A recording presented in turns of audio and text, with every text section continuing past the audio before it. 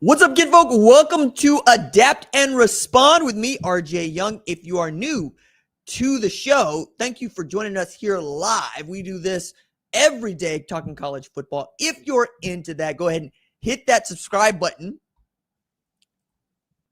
New gadget. Like this video and answer the questions in the comments below. Did you expect Notre Dame to dispatch USC in what we think is the last game, at least on offer, for this rivalry between USC and Notre Dame? And did you expect Alabama to walk down Tennessee and take control in the SEC? And did you expect to have the raucous Week 8 weekend that was? I mean, we had unranked teams beating undefeated top 10 teams. It was a bad time to be a top 10 team. But that's what we love about the sport. That's when it gets to be some moving and some shaking. And I was really impressed by what I saw from Notre Dame. It almost makes me forget that they have two losses going into this game against USC, as they're both now 5-2. But when I take a look at what Notre Dame has been since it suffered its first two losses, I am asking questions honestly about just what we think about a Notre Dame team that might finish 10-2, but won't play for a conference championship and will be in the running for one of those at-large bids that we might think would otherwise go to a fourth SEC team, a fourth Big Ten team, or a second ACC team, or a second Big 12 team. Remember, last year, Arizona State was the only Big 12 team to get into the college football playoff, in large part because Notre Dame had secured that top 5 standing and got the home game where they got to play Indiana. And they proved that they were that good. They made it all the way to a national championship game, and they lost to Ohio State in it, national title runner-up, and then they run it back with a new quarterback in CJ Carr, but they've got this dude in Jeremiah Love that is outstanding. Jeremiah Love would be one of the leaders in the Heisman conversation. We'll have that conversation a little bit later on in the show, if not for splitting reps with Jadarian Price, who is RB1 for anybody else. What they have in the backfield at Notre Dame is what they have at wide receiver at Ohio State with Carnell Tate and Jeremiah Smith. What they have in the backfield at Notre Dame is the franchise. And Jeremiah Love put on an outstanding demonstration of that. 24 rushes, 265 yards against that USC defense. USC gave up 130 yards in the first 9 carries from Notre Dame and gave up 182 yards in the first half. They'd never given up that many yards in a single game all year. And yet all CJ Carr, Jeremiah Love, and Jadarian Price did was run on them. At one point, you're looking at Noah Eagle and you're looking at Todd Blackledge going, hey, when are they going to start throwing the ball to this guy, Malachi Fields? They didn't need to. And USC was playing from behind. It felt like from the moment that they arrived at Notre Dame Stadium, even as it's raining. And I could see what Marcus Freeman's rain gear is, and his headgear that had me thinking, hey, if that was white, if that wasn't white and it was black, and perhaps it said, forget what the area code for LA is, but I want to say it's like 619. If that's what he had said, I would have thought that perhaps my man was blending in with NWA, which would have made him the dude that was coaching USC, but that's not the case. Matter of fact, it's further from the case than you might think once you know a little bit more about Marcus Freeman and what you know about that Notre Dame team. But this is the kind of win on a national landscape at 6:30 Eastern time, 6:30 Central time, 7:30 Eastern time, that everybody's watching in addition to the other marquee matchups that are on. And at a time when other teams are floundering, you get to see Notre Dame is rising up and playing the kind of football that we expected them to play from the very outset of the year. But the 2 losses are still going to hurt them. That said, SC being 5-2 here kind of fits. Jaden Mayava didn't have his best game. Didn't get sacked a whole bunch before this game, got sacked twice. He was 22 of 42, which is not great, for 328 yards. And as much as I want to heap praise on Jacoby Lane, it was Mekhi Lemon that Notre Dame was able to keep in check. He only had 4 catches for 76 yards in this game. And I'm looking at it, King Miller going 18 for 70 is not the 18 for 158 you had last week. And that is it right there. They couldn't run the football. And that's a common refrain this season. 2 things that have led to losing football games: not being able to run the football well and being just garbage on third down. Those are really my bugaboos. And USC was 6 of 14 on third down. Not garbage, but not great. While Notre Dame was garbage on third down, 3 of 11. Difference there is when you rush for 306 yards, you don't have to be great on third down because you are controlling the clock. it's yours. It's your ball, time of possession, all of that. That falls for you. You don't need to be efficient. You don't need to pick up a bunch of first downs. Matter of fact, they were equal on first downs with 23 apiece. And you don't need to outscore the other team in the way that, say, a Lincoln Riley USC or Oklahoma team might. And when you hold USC or a Lincoln Riley offense to 24 points, you're playing great defense. They want to go fast. They want to hit home runs. They want to be explosive with their plays. The play calling for Lincoln Riley is not to get into the huddle, to come out of the huddle and execute spider 2 wide banana or a trap play or a power. It is to try to go after your end zone on every single play. That's from their GT counter to their forwards concepts to their levels concepts. They're trying to get their playmakers out in open space so they can break it and go to the house. And that was what Chris Ash was doing a really great job of defending. All while Mike Denbrock finally got it through his skull that the best player on his team is in the backfield.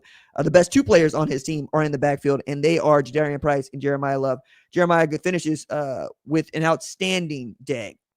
Jadarian Price, 13 rushes for 87 yards. That's 6.7 yards per carry. They averaged 7 yards per carry in this game, and they ran the ball 44 times. That's outstanding if you are Notre Dame. And I expect that if they can continue to keep this up, we're going to keep talking about them being in the hunt for the college football playoff. But again, having those 2 losses to a Miami team that's now not only not undefeated, but took a loss to Louisville at home, that's not great. Same place where Notre Dame took an L. And then you take that 41-40 loss to Texas A&M, but that doesn't look so bad as A&M is 7-0 for the first time since 1994. So now you've got BC, who you should handle, Navy, who you should handle, Pitt, who should handle, but we'll see, Syracuse you should handle, Stanford. You can finish 10-2 here and then wait to see how the dominoes fall, because there's been a lot of things that have happened in this college football season already that none of us could have predicted. For instance, the firing of James Franklin, the firing of Mike Gundy, all before we finished the month of October, or Deshaun Foster firing leading to a 3-game win streak for UCLA, where all they're doing is mowing down who's in front of them. It's been topsy-turvy, right? Indiana might be the number 2 team in the country tomorrow, based on what Miami didn't do on Friday night and how you might feel about Alabama and what they've been able to do. How you might feel about Texas A&M and who they've been able to beat. This Notre Dame win that they have is going to go a long way with AP voters. Won't go as long away for me, but we'll talk about my top 25 when it's time to talk about my top 25. When we come back, I want to get into the third Saturday in October and talk about just what did not work for Tennessee and what Alabama has shown since its opening loss to Florida State, and it is that they have an argument for being one of the 2 best teams in college football. I'll explain more when we come back.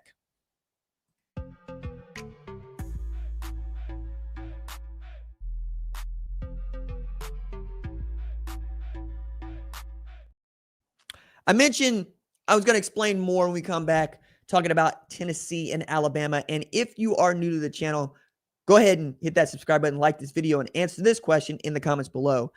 Did you expect Alabama to beat Tennessee by 17 points in Tuscaloosa tonight? If you did, I hope you used MyBookie to make a bet on this and followed your intuition, because MyBookie's making it really easy for you to bet in-game lines, player prop bets, or against the spread, or all 3. And if you use MyBookie and you use the promo code RJ Young, that's my name, it's all one word, it's all caps, they will cover up to $500 on your bets. All you got to do is opt in for the bet back bonus token. And in doing so, if you miss on your bets, they'll make you whole again so you can play again. Use the promo code, it's my name, RJ Young, all one word, at MyBookie. Because I simply didn't think that Alabama would beat Tennessee like this. It's entirely within reason to believe that Alabama is going to beat Tennessee, given what we've seen from these 2 teams in the last few weeks, right? Tennessee has not looked as sharp as they did before the Georgia game, and they've been fighting it. Like with Mississippi State, they really had to commit to it to come back and win that one.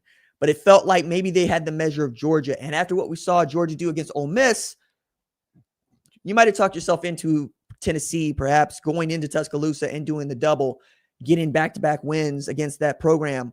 But that's not just how it goes down. Tennessee hasn't won in Tuscaloosa since 2003. And tonight, they certainly weren't going to do it. Ty Simpson has now succeeded in beating Georgia at Georgia and beating Tennessee.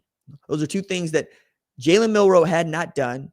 And I don't believe that Nick Saban had done those things either. Beating Georgia beating Georgia. Let's see. He would have needed to beat Georgia. It's possible, but I can't put my finger on the last time that Alabama with Nick Saban went into Georgia and got a W. That's remarkable that I even can't even recall it. But for Ty Simpson to come in year one and have done both of those things. So now you've been able to do something that Ole Miss hasn't been able to do. You were able to knock off a Georgia team, or excuse me, a Tennessee team that felt like it had the measure of Georgia at Rocky Top. And now you have Ty Simpson, who is very much in the running for winning the Heisman Trophy based on who they have beaten. That Florida State loss looks more like an aberration, less like who they are, especially given what Florida State has shown since then, which is that it can't even beat an ACC team. It could only beat Alabama, and that's the one that's carrying them. But they put up 37 points against a really good defense and against a team that we expected to give them much more of a fight than they did. I would have thought that this game would have looked similar to Georgia Ole Miss earlier this afternoon based on the offensive firepower that both these programs have and the defensive prowess that they've shown here of late. But Ty Simpson played really well, 19 of 29 for 253. Jeremy Bernard led the team in rushing with 4 carries, 49 yards, 1 long of 18, and was second on the team in catches with 5 for 60. Ryan Williams led with 5 catches, 87 yards, 17.4 yards per catch for him.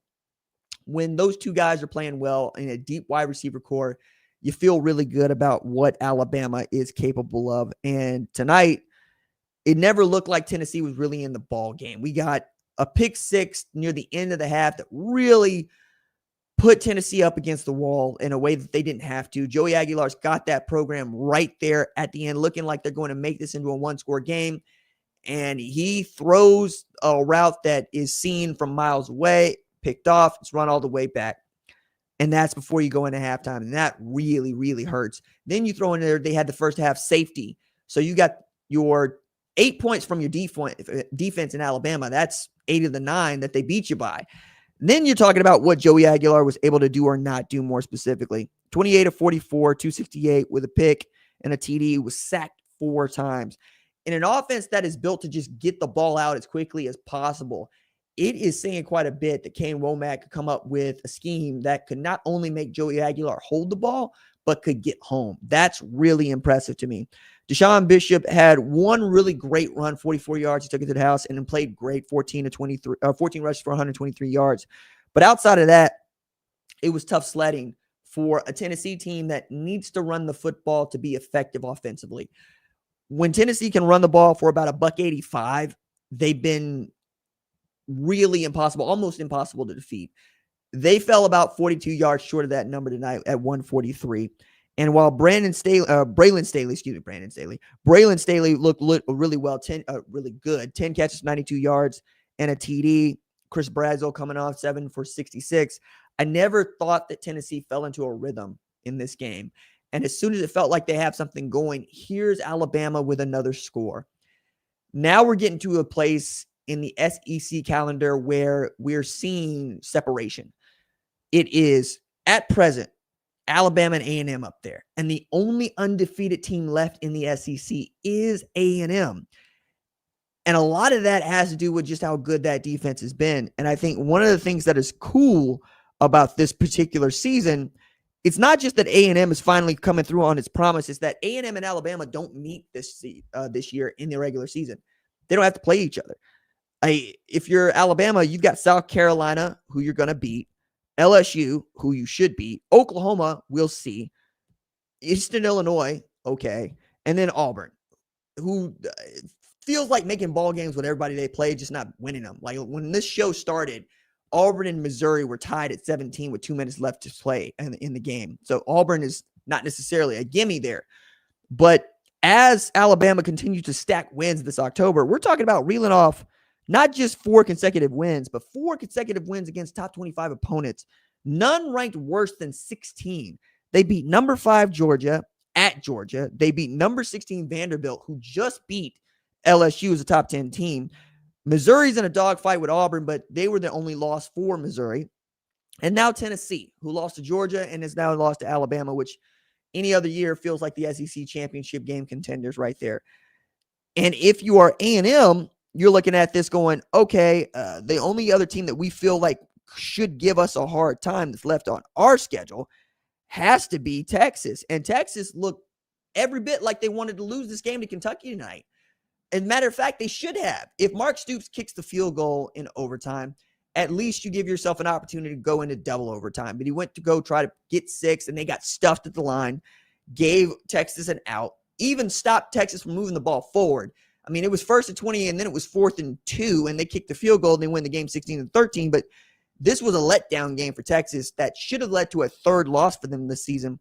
And if you're A&M, you know you have the measure of that team this year. So what do you got left? You got an LSU team that just took a loss to a Vanderbilt team that might be good, might not be. They're 6-1 for the first time since 1950. Then you have Missouri. Then you got South Carolina, Samford, and Texas. It's entirely possible that A&M is undefeated going in the SEC championship game against an Alabama, in which case all hell might break loose in College Station, because they would like nothing more than to be undefeated going into that game, knowing that they ought to be able to not just beat up on Texas, but beat up on Texas with Arch Manning at quarterback. And I don't think that's a small thing. I don't think that's a thing you get to overlook. As I'm looking at the rest of the top 25 and how it has really gone, I mean, I'll also allow that Arkansas put up 42 to Texas A&M's 45 in this game. But I'm also going to say, if we're holding that grudge, we got to hold the Texas grudge too. I don't think that A&M is going to reach number 2 in the AP top 25. They won't reach the number 2 spot in my top 25, but it's possible somebody even gives them number 1 ranked votes, given that they're 7-0 for the first time since 94. And remember, A&M hasn't won anything, nothing, no conference championships whatsoever in this century. Like, you got to go back to 1998 for the last time they even had a share of a conference championship. And they were in the Southwest Conference when they were 7-0 to start the 94 season.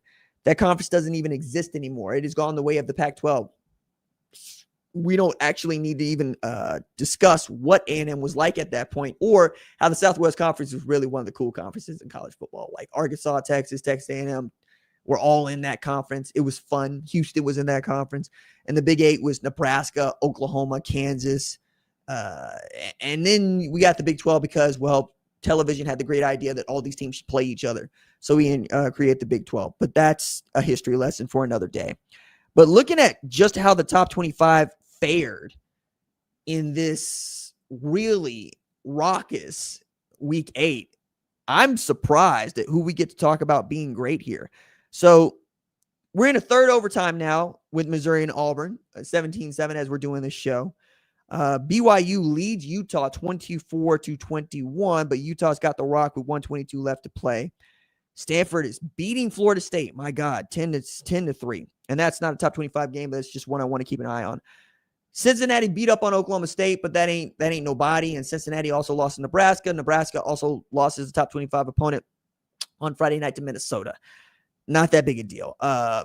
We had 5 ranked matchups. We had 2 of the 3 top seeds beat the seed in front of them. So I should say number 6, Alabama beat a number 11, Tennessee. A number 13, Notre Dame beats a number 20, USC.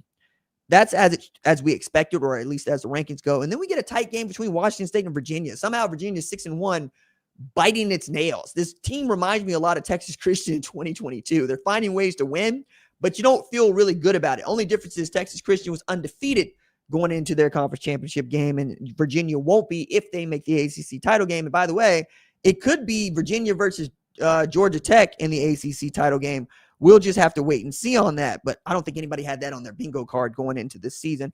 And this is yet another pair of teams that won't meet unless they play in the conference championship. Virginia's got UNC, Cal, Wake Forest, Duke, and Virginia Tech left.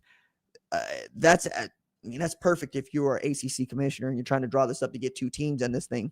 But that's only if Virginia's able to knock off an undefeated Georgia Tech. And who knows how a college football playoff selection committee would feel about a Georgia Tech who enters undefeated. Maybe they feel about him the way that they might feel about SMU last year when Clemson showed up to knock them off and they still let him in the college football playoff.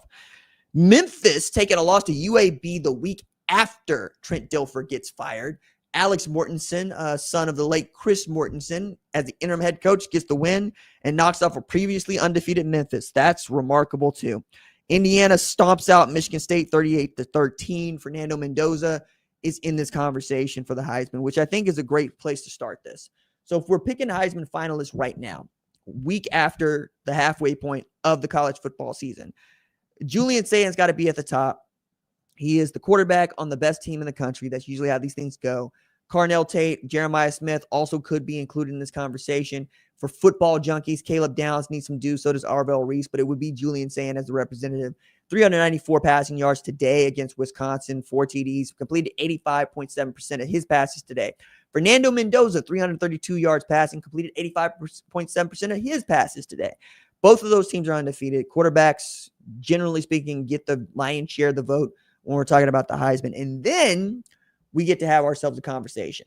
Ty Simpson, Gunnar Stockton, both those guys would probably be very heavily voted, right? Ty Simpson more than Gunnar Stockton because Ty Simpson's Alabama went into Georgia and got a win. But Gunnar Stockton's been playing his behind off. Ty Simpson's just got really great wins and has shown that he can operate an offense that really didn't look like it was doing much to start the season and has fallen into place, along with the defense that has come on pretty strong here too. I had Trinidad Chambliss and John Mateer in this thing until they both took losses. Trinidad today, John Mateer last week, but both of them might end up there as well. Diego Pavia probably gets some love here too, but I don't know that Diego Pavia is going to do anything other than be a really exciting player. Like, I just don't see him getting Heisman votes given the kind of stats that he's putting up, and that's what Heisman voters are looking at. They look at the 160 yards he threw for today and not what he meant to winning today. That's just how that thing goes. Haynes King is also in that boat, as Georgia Tech is 7-0, I might add. So you're going to put Diego Pavia and Haynes King in the Heisman conversation, you go right ahead. I'm not going to do it. And then outside of that, it's really difficult to have a conversation about, say, Arch Manning or Dante Moore. But it's possible. And this is all before we talk about what Jeremiah Love was able to do against USC today and how we should be talking about Notre Dame and who watches Notre Dame play football. I'm of the opinion that if you are the best player on the best team and you have your teammates saying you're the Heisman Trophy winner, you probably should win the Heisman Trophy. Carnell Tate today said out loud to anybody who would listen, Julian Sayan is the Heisman Trophy winner. He's been playing like that all year. Until he said it, I wasn't ready to accept it because I could just as easily see Jeremiah Smith having an 1,800-yard receiving season, or for that matter, Carnell Tate having an 1,800-yard receiving season. And maybe they end up doing the Devontae Smith, in which case, Mac Jones was never going to win the Heisman Trophy. But if they're willing to back their quarterback, then that's all it is. Meanwhile, it's ended for BYU, Utah, 24-21. Utah falls to BYU. BYU continues to be undefeated and the lone undefeated team in the Big 12, playing on its defense. A team that I ranked in the high 60s in the preseason has fought its way, not just in the top 25, but might be a top 10 team by tomorrow. And we'll wait and see on that, along with a Cincinnati team that's right there and undefeated in Big 12 conference play. Right now, it feels like Cincinnati and BYU would be your representatives in the Big 12 championship, which I don't know. That's moving the needle for anybody, guys. However, it is going to make for a very fun Big 12 the rest of the way, as that league is all the way up and down. I think everybody in there can catch 2 losses. They might still catch 2 losses. We'll see. If you are of the kind of person that believes one way or the other, let me know. Do you think the Big 12 can get more than one team into the college football playoff? I'll be curious about that.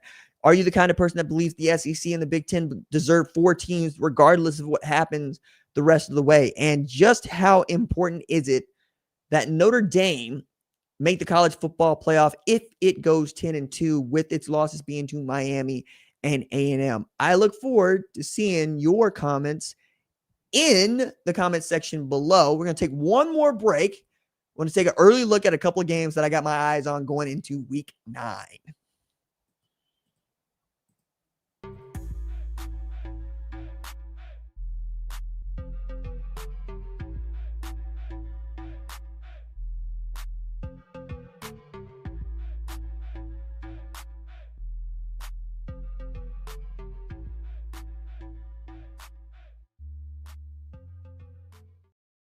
Back on Adapt and Respond with me, RJ Young. If you are new to the channel, go ahead and hit that subscribe button, like this video, and answer the question in the comments below. Are you excited about Oklahoma traveling to the Grove to play Ole Miss in what will probably be a top 15 matchup between the two? Ole Miss is coming off of a really heartbreaking loss to Georgia, 43-35 at Sanford. They were the number 6 team in the country. Georgia was the number 9 team in the country. Ole Miss might fall out of the top 10, but I find that particularly hard to do, given that what Georgia's been has been conquering everybody but Alabama so far. And I think that that's a good football team. I think Ole Miss is a good football team. Oklahoma got back on the good foot with a win against South Carolina, but South Carolina is not that good. If anything, South Carolina reminds me a lot of Oklahoma, and that's not necessarily a good thing. OU developed a rushing attack against South Carolina, and that's not nothing, right? Torrey Blaylock rushes for over 100 yards, and they did not need John Mateer to run for a bunch of yards for him to do that. Didn't even need him to throw for a bunch of yards. He failed to throw for 200 yards in this game, but it was the defense that stepped up in a huge way. They were getting home against Lenore Sellers. They were getting INTs, even if they were gimmies and ducks that were thrown. And they kept their foot on South Carolina's neck at South Carolina, which is Oklahoma's defense traveling everywhere but the Cotton Bowl so far this season. If they can play that kind of defense against Lane Kiffin's we're going to try to score on every play offense, OU's got a shot here. The difference, I think, is how good is John Mateer going to be at taking care of the football? Because that Ole Miss defense is opportunistic. Did it get 45 hung on it today? Yes, because it got run on for 221 yards by Georgia. I don't think Oklahoma's capable of running for 200 yards on Ole Miss. However, I don't think that Oklahoma is as bad throwing the football as they showed in their win against South Carolina. But that's also another thing. Gunnar Stockton wasn't bad. He was great. He 289, 4 TDs, 5 total TDs. He was good running the ball. As a matter of fact, the stat line he put up against Ole Miss might be the kind of stat line that John Mateer has to put up for Oklahoma to win that game. And every single game Oklahoma plays from here on out is against a top 25 team, with no one being ranked worse going into week 8 than Missouri. He's ranked number 16 in this thing. And if we're really going to dig into this and we're going to ask questions about what we expect from Ole Miss and what they're playing for, let's not be coy about it. They can still make it to the college football playoff, and they can still make it to the SEC championship game if things break their way. But will they? As both these teams are 6-1 and on a collision trajectory, this is a play-in game for me. This is the winner of this game gets to stay alive in the college football playoff conversation, the SEC championship conversation. The loser of this game does not. So you got Trinidad Chambliss, who has completed 65% of his passes so far this season for over 1,200 yards, about 1,286, and he's also been dynamic running the football. But you've also got Kewan Lacey, who was held in check by that Georgia defense. This is a guy that the week before had rushed for 142 yards. The idea that Ole Miss couldn't run on Georgia's defense is important.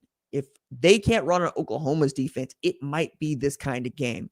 But I don't expect that to be it again. I expect Lane Kiffin to come up with a better way for his run game to get going so he does not have to depend on Trinidad Chambliss's arm and the hands of his wide receivers to get some offense, even as they scored on their first 5 drives against Georgia. This is basically a question of, do you think Oklahoma's defense is better than Georgia's defense? I think they're similar. I think they're about the same. I also think that Georgia's defense knows how to win in tight moments, and we have not quite seen that from Oklahoma in games that they got to win, like the one that they lost against Texas, the Texas team that nearly lost to Kentucky tonight. Mateer, though, who has missed a game, just like Trinidad Chambliss came off the bench, he's completed 64% of his passes for just over 1,400 yards. He's averaged about 283 yards passing per game, and he is not your leading rusher. That's now Torrey Blaylock, but again, Oklahoma's run game has not been good. It's been non-existent up until this one. I mean, they're averaging, I think it's, what is it? It's something awful, because Torrey Blaylock is averaging about 4.3 yards per carry on the season. Mateer is averaging 3.5, but that's with sacks thrown in there. And then you fall off a cliff. You're talking not 5 for 20, or it's 21 carries for 68 yards. You're talking about Xavier Robinson, who got most of his carries today against South Carolina. Still don't know what's going on in that running backs room, and I would like to know what at all. If anything, it's going to change, but it's going to be difficult for anybody that's not an Oklahoma fan to pick Oklahoma to win this game, even as you understand that the Sooners look really good up until the 23-6 loss to Texas. Ole Miss, on the other hand, feels like a team that should be undefeated. It feels like a team that let a win against Stanford slip through its hands, as opposed to it got beat. It got absolutely demolished. That is what Oklahoma did against Texas. It got destroyed. And to see Kentucky put the clamps on that Texas offense is not a great look for Brent Venables and that OU defense. You could say that Texas got up for the rivalry game. You could say that Oklahoma had a bad day and Texas had a great day. But the facts are, when Kentucky's holding everybody else in check and you're not, it's just not a good look. Meanwhile, Ole Miss has got to feel like, no, we're still in this. All we got to do is get past a top 15 Oklahoma, and that's going to look really good on our resume when it comes time to start playing football games in December, in January, which is where Ole Miss ultimately wants it to be. I don't think that Lane Kiffin and that NIL collective built this team to go win the SEC championship. It's a nice to have. The bar for them is to make the playoff. That's what they want. They want to make the college football playoff in 2025. To do that, they got to beat Oklahoma.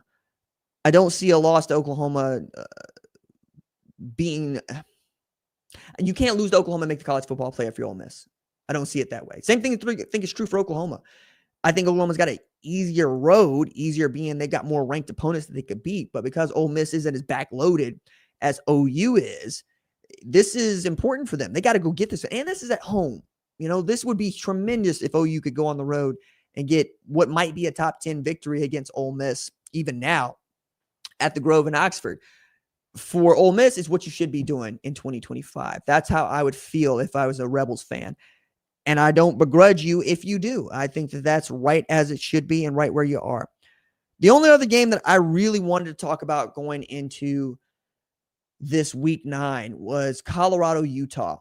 Mostly on the strength of Utah having lost this really heartfelt game against BYU in Provo, the Holy War. It was a huge game for Fox. They put Big Noon down there, and now you got BYU's undefeated, and you got Utah who's got 2 losses. If you are Utah, this is your opportunity to not just get back on good footing, but also to throw down a marker for the rest of the season, as it felt like Colorado was turning a corner with a top 25 victory against Iowa State. Was it an Iowa State that was depleted? Yes. Was it an Iowa State that was down 16 players, including its top 2 corners? Absolutely. But it was still an Iowa State that could move the football. With Rocco Beck at quarterback, anything was possible, and Colorado stopped it.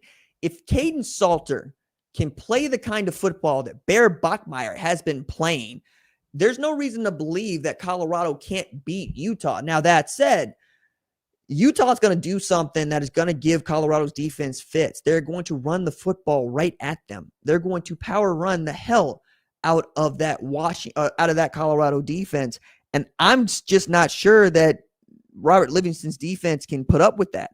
I think that's going to be really difficult. I think that week in and week out, we've seen Colorado be susceptible to rushing attacks, and frankly, not always been able to run the ball their damn selves, even as they've been able to run it better this year than they have in years past.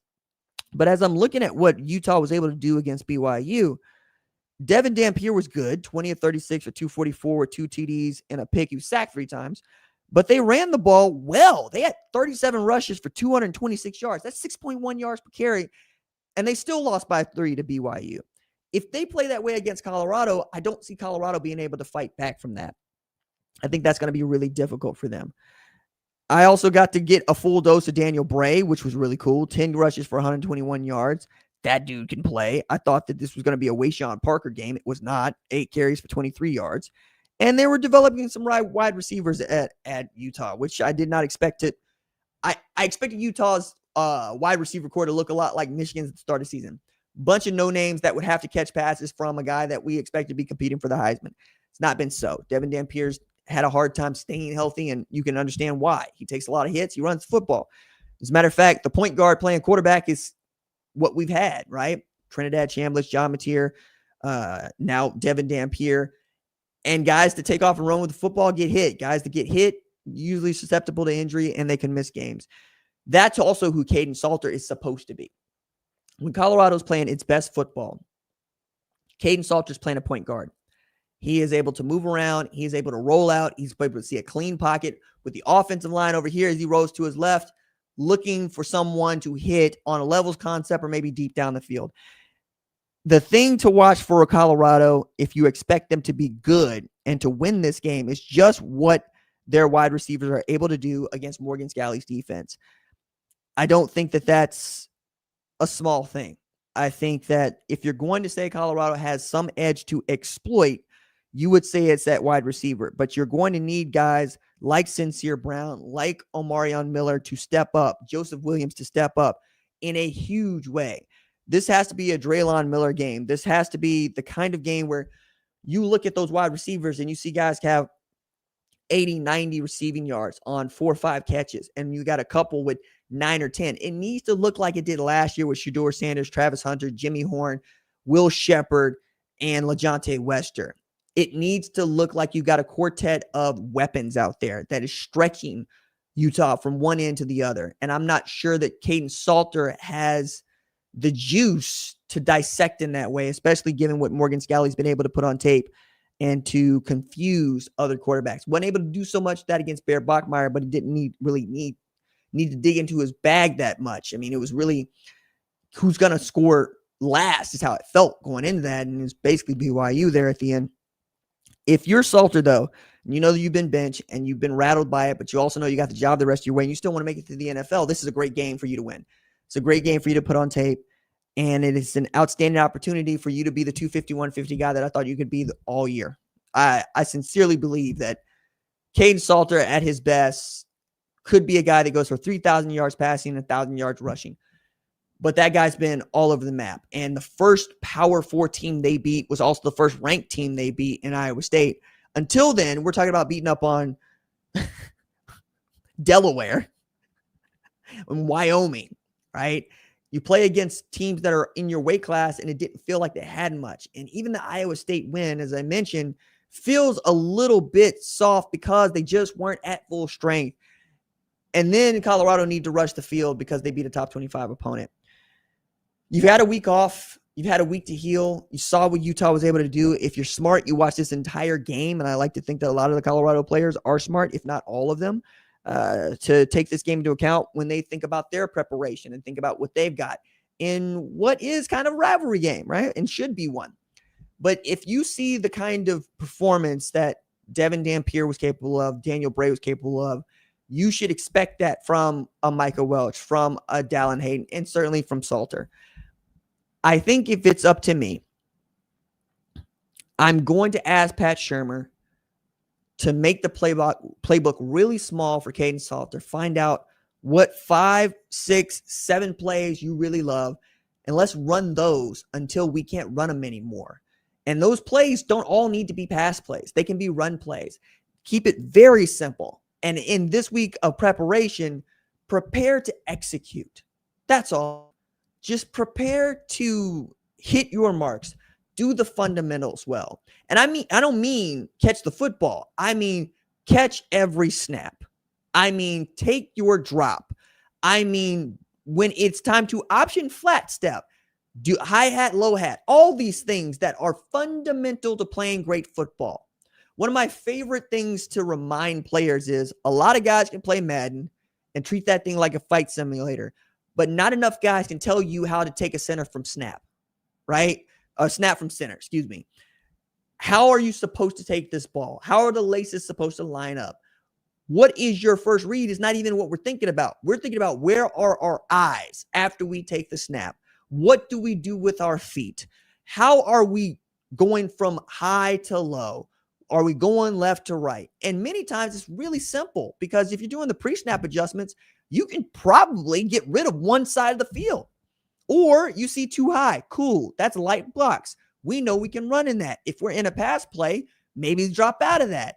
Make the game simple. Make it one that he feels like he can play as fast as he would like to.